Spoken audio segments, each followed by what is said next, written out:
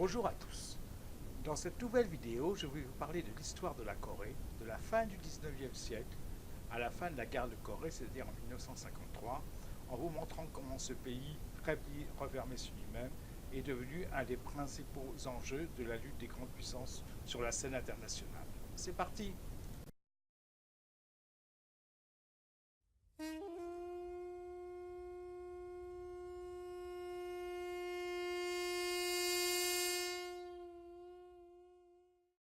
Dans un premier temps, examinons la période qui s'étend de la fin du 19e siècle à la guerre de Corée qui débute en 1950.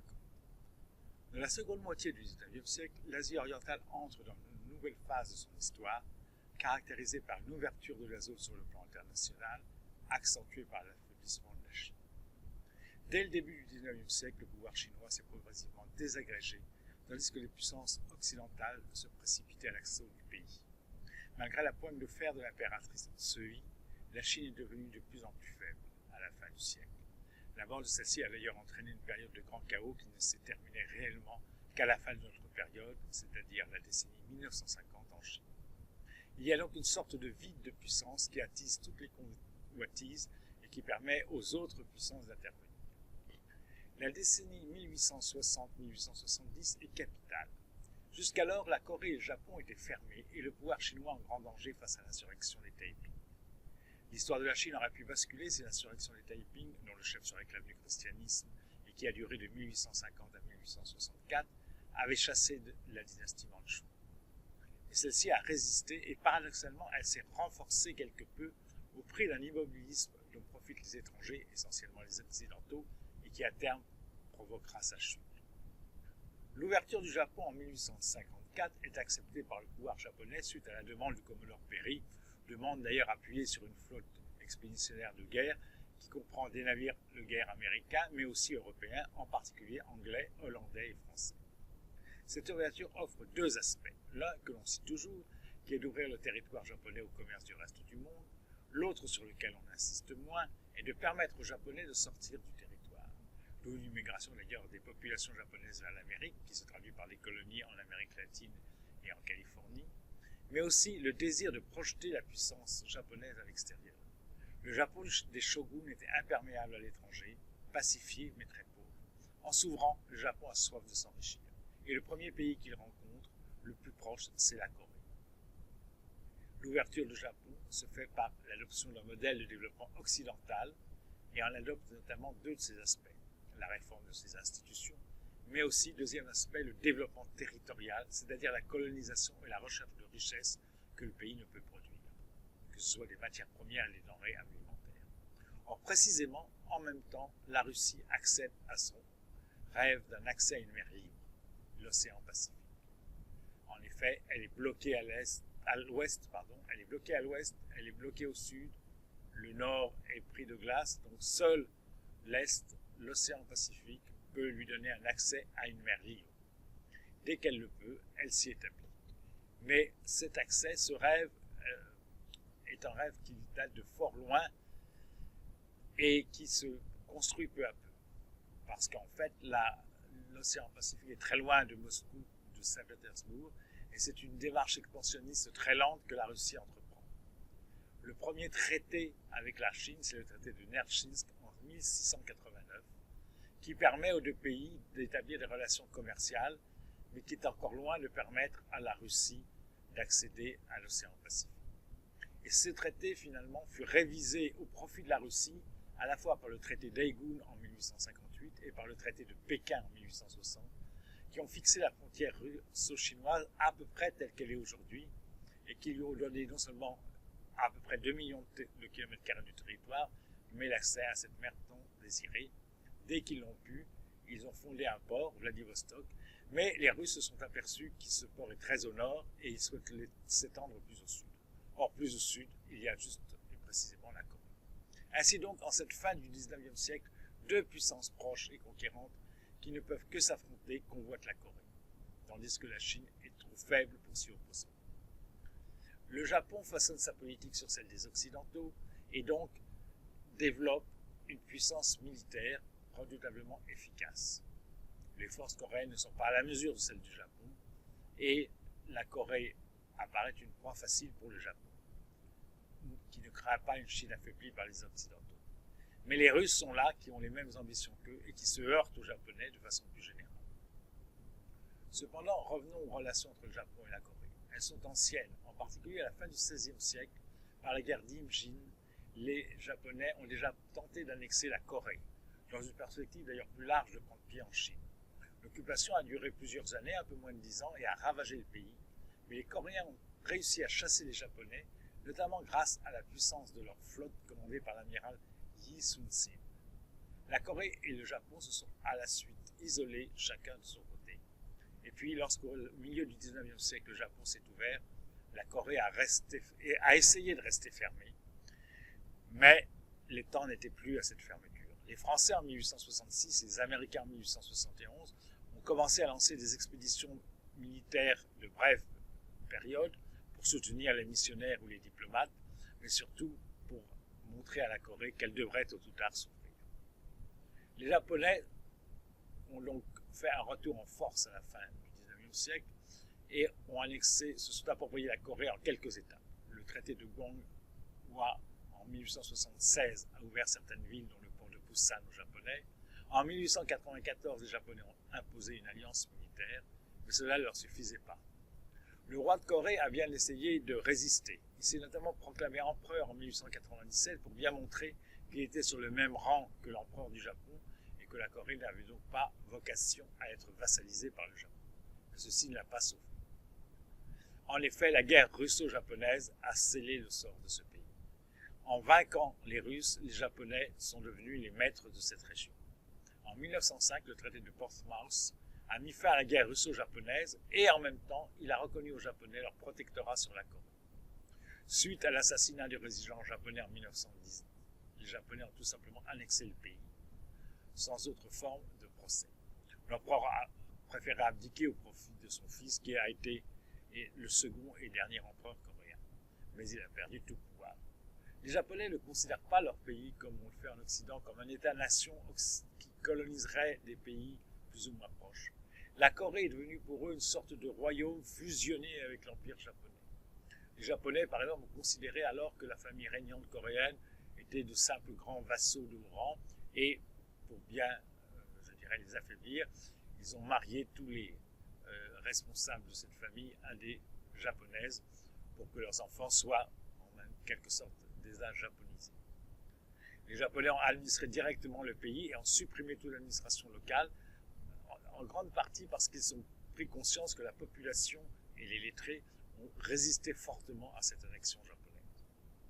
Le pays a été mis en coupe réglée au profit du Japon, et notamment en fournissant des matières premières qui étaient abondantes au nord du pays, dans ce qui est actuellement la Corée du Nord, et des denrées agricoles. Progressivement, un embryon d'industrialisation a pris naissance pour fournir aux Japonais des produits finis. Dès le milieu des années 1930, à partir de l'entrée en guerre du Japon contre la Chine, puis de la guerre contre les Américains, les Japonais ont utilisé sur leur territoire de la main-d'œuvre coréenne, ce qui a entraîné une certaine immigration de Coréens au Japon. C'est d'ailleurs la seule immigration étrangère importante au Japon. Et ils ont aussi enrôlé des Coréens dans leurs forces armées. Ils ont voulu de plus en plus japoniser le pays, à la fois pour affaiblir l'opposition et pour l'utiliser au mieux. La résistance est restée forte, notamment, mais pas seulement, par le fait des chrétiens. À partir de 1941, l'enseignement du coréen à l'école a été remplacé par celui du japonais, et dans les forces armées, les soldats coréens se sont vus attribuer un patronyme japonais.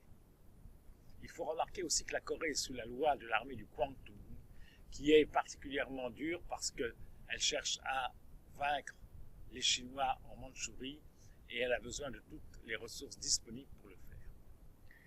En outre, un problème particulier qui a laissé de profondes traces, c'est l'utilisation massive de ce que l'on appelle des femmes de réconfort, d'esclavage sans limite. La dureté de l'occupation japonaise a entraîné un tel ressentiment à l'égard des Japonais qu'aujourd'hui encore en Corée, tant au nord qu'au sud, ce ressentiment n'est pas éteint. La capitulation du Japon en août 1945 a laissé un pays épuisé et ruiné, qui était l'un des plus pauvres du monde.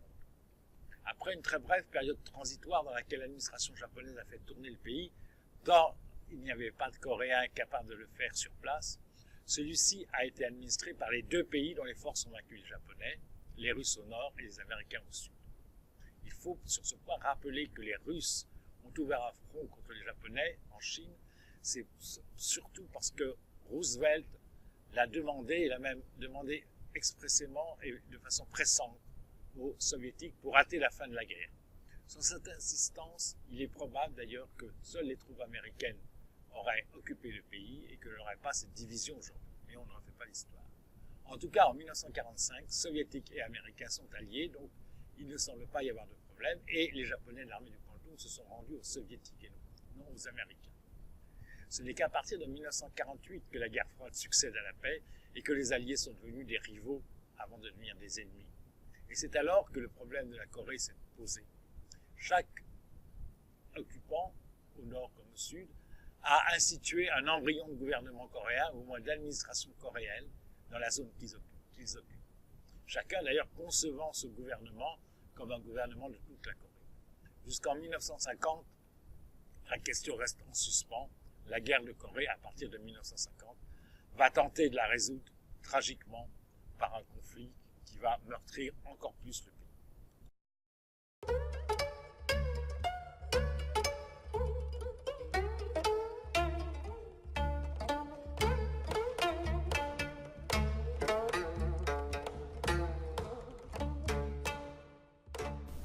Je vais maintenant analyser la guerre de Corée, davantage dans ses causes et ses conséquences que dans son déroulement, afin de vous permettre de mieux comprendre la situation d'aujourd'hui et les évolutions de cette année que j'aborderai dans une vidéo ultérieure. La guerre de Corée éclate par l'invasion du Sud par le Nord, alors que les troupes américaines sont encore sur place.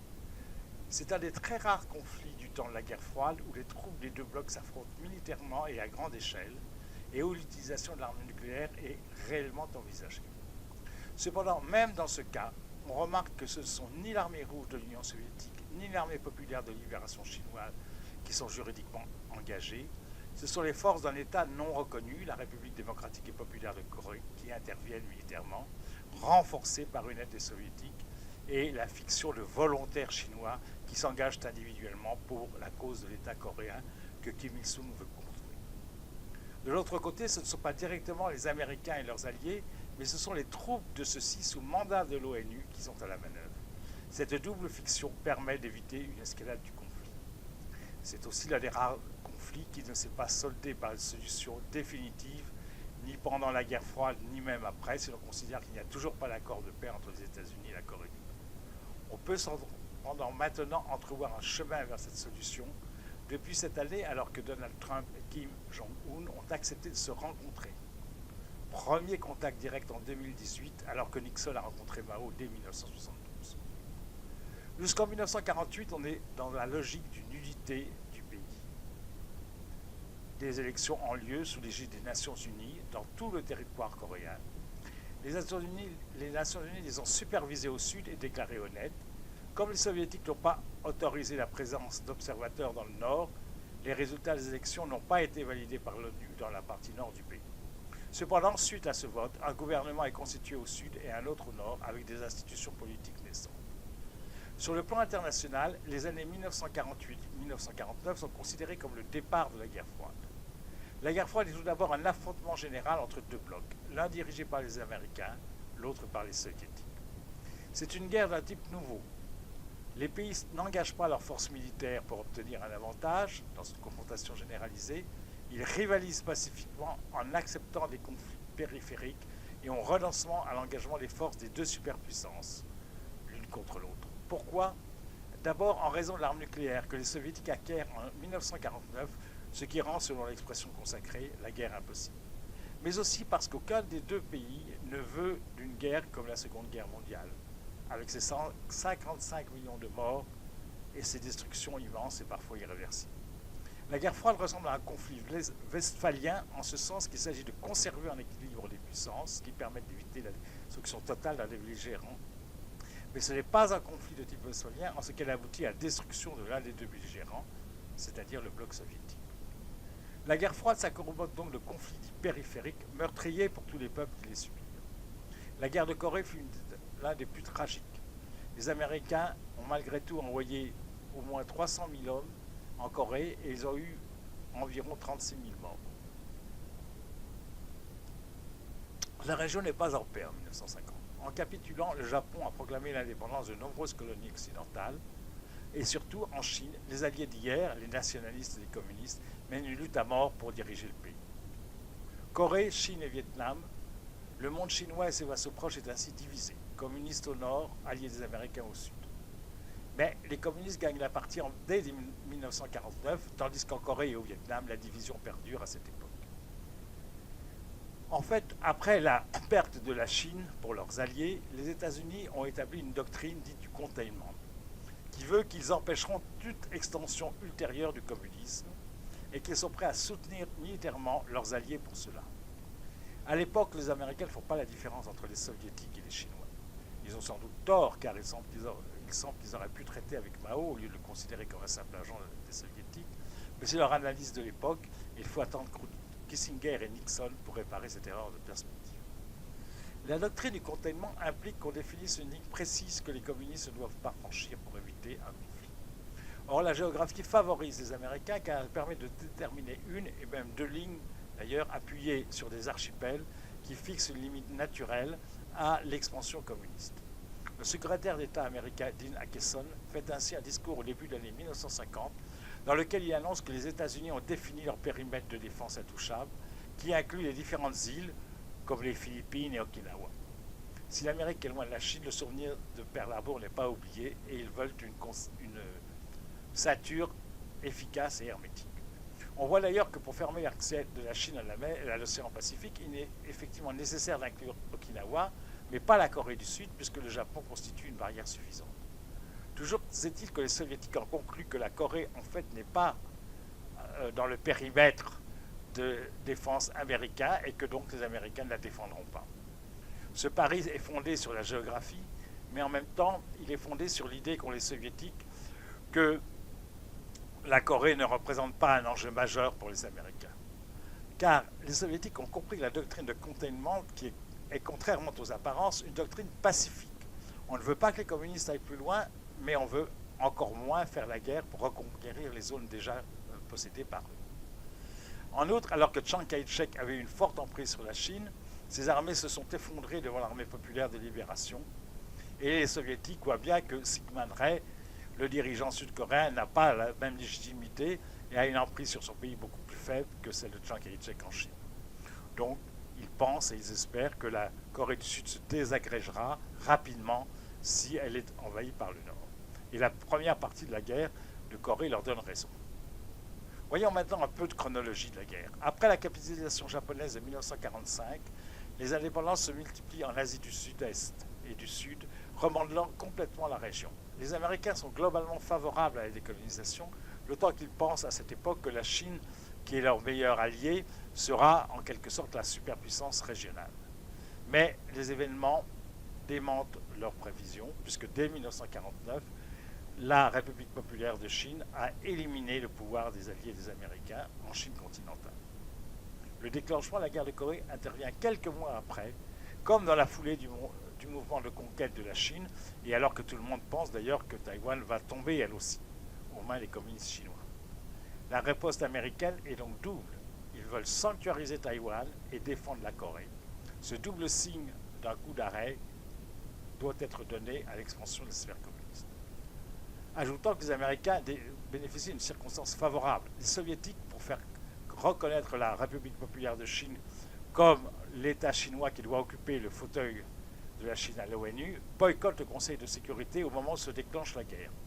Ils ne peuvent donc pas opposer leur veto aux deux résolutions qui établissent que c'est la Corée du Nord qui est l'agresseur et qui donnent le feu vert à une intervention militaire sous leur égide. Les Américains interviennent donc sous le drapeau de l'ONU et entraînent leurs alliés, dont la France d'ailleurs. Officiellement, leur intervention est celle des Nations Unies, mais en réalité, celles-ci ont confié le commandement de l'opération au général MacArthur et les troupes sont essentiellement américaines. La première partie est une guerre de mouvement qui amène d'abord les Nord-Coréens tout au sud, ne laissant guère que le port de Busan aux mains des Sud-Coréens.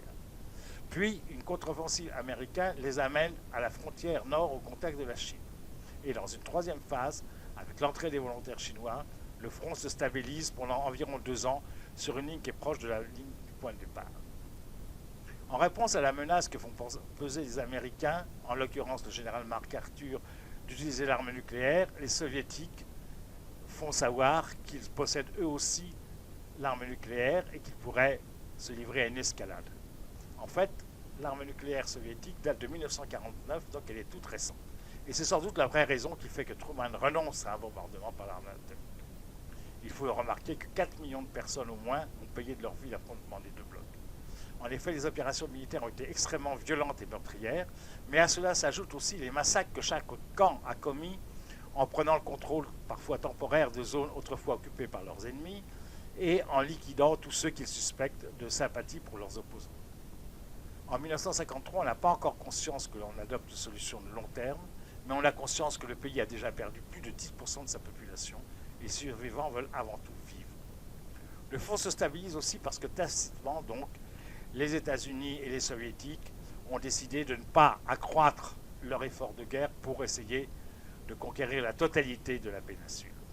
Et ils se sont accordés tacitement, encore une fois, pour retrouver approximativement la position de départ. La rhétorique politique enflammée de part et d'autre cache mal cette réelle politique, et les Chinois, les Américains et les Soviétiques vont s'accorder en 1953 et en 1954 pour geler les deux conflits ouverts, celui de Corée et celui du Vietnam.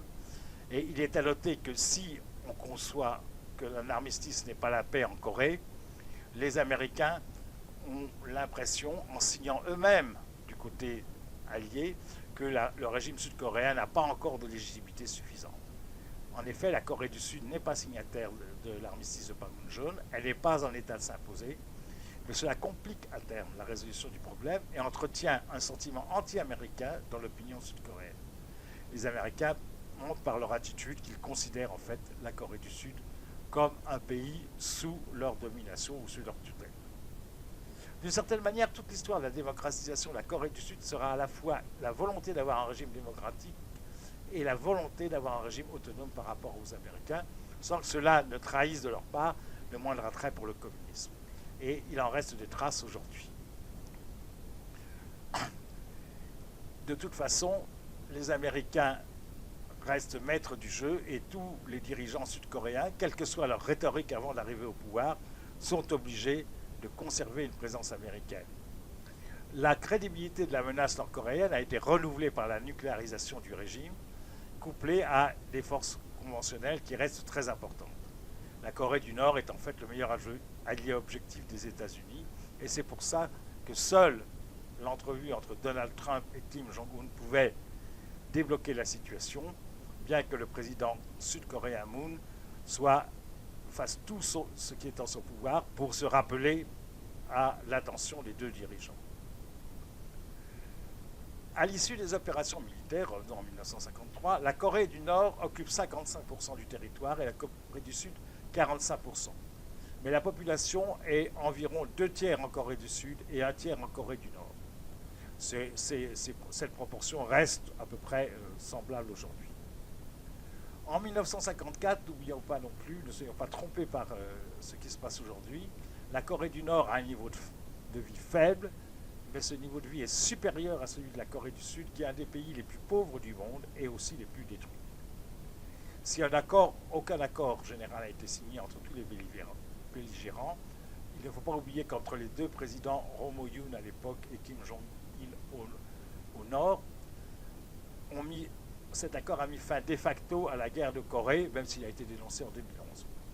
On n'a pas réglé les contentieux, mais on a admis, ce qui est accepté en fait par tout le monde aujourd'hui, qu'il y a deux pays, deux Corées, deux États coréens, même s'il n'y a qu'une Corée. Et en fait, dès 1991 et l'entrée des deux pays à l'ONU, cette situation de fait était reconnue. Ajoutons que pour les nouvelles générations de Corée du Sud, la Corée du Nord est un pays étranger avec lequel ils ne se sentent pas la moindre communauté ou la moindre proximité. Ils sont davantage tournés vers la communauté internationale des internautes du monde qui ont la réunion avec un Nord dont tout les sépare dans leur vie courante. Mais les conséquences de cette guerre restent inscrites dans la partition de leur pays et dans la présence irritante mais inévitable de 28 500 soldats américains dont aujourd'hui faire l'économie face au tout-puissant Kim Jong-un.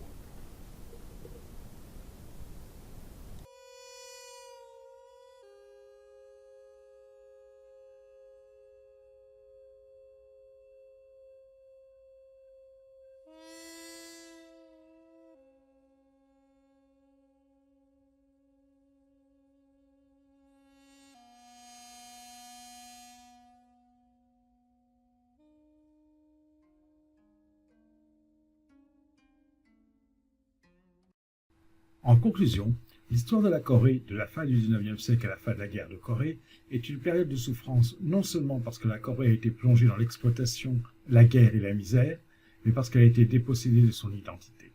Par les Japonais d'abord, qui ont voulu progressivement tout abolir comme élément d'identité, jusqu'au nom et à la langue, puis par les grandes puissances, Union soviétique, États-Unis et Chine, qui ont fait du pays leur champ de bataille pour un combat planétaire qui ne consacrait guère ce pays dévasté.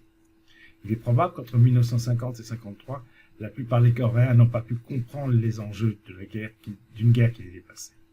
À partir de 1953, toujours sous tutelle des grandes puissances, la Corée, devenue les Corées, a tenté de construire une identité en jouant les rivalités entre la Chine et l'Union soviétique au nord et en devenant l'un des 4 dragons au rapide développement économique au sud.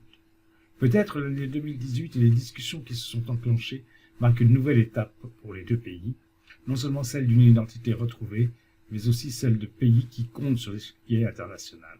En ce sens, l'arme nucléaire du Nord et la puissance économique du Sud ont le même but, non encore atteint, mais devenu moins improbable, celui d'une liberté de son propre destin.